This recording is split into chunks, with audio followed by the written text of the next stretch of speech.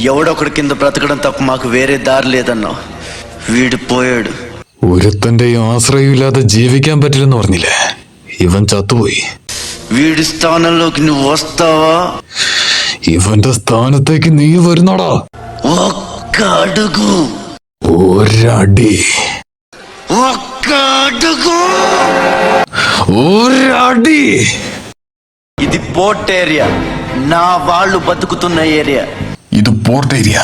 എന്നെ വളർത്തി വലുതാക്കിയ സ്ഥലം. ఇదే నేల మీద ఏళ్ల తరబడి గంజికేడ్చాం, గుడ్డకేడ్చాం.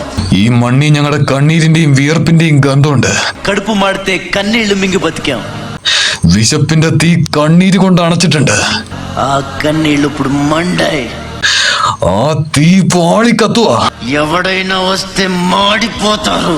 അവിടേക്ക് ആരെങ്കിലും വന്നാൽ ഇരിഞ്ഞ് ചാമ്പലാക്കും. వాడు పోతే వీడు, వీడు పోతే నేను, నేను పోతే నా అమ్మ. അവൻ പോയാൽ ഇവൻ, ఇവൻ പോയാൽ ഞാൻ, ഞാൻ പോയാൽ എന്റെ അമ്മ. మొగుడంటూ ఎవరైనా అధికారం కోసం ఎగబడితే നായരെന്നും പറഞ്ഞ് ഏതെങ്കിലും പൊലയാടി മക്കൾ അവിടെ അധികാരം സ്ഥാപിക്കാൻ വന്നാ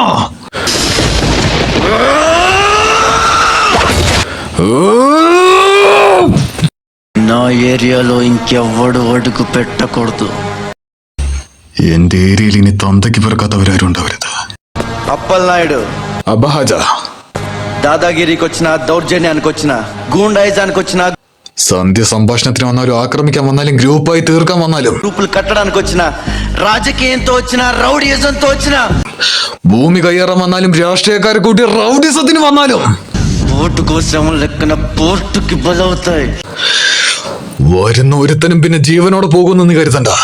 తీరంలో కెరటాలు ఎరుపు రంగు పూసుకుని పోటెత్తుతాయి. കടൽ തീരത്തെ തിരമാലകൾ പിന്നെ ചുവന്നെരിയുന്നത് കാണേണ്ടി വരുവാടാ നാറി.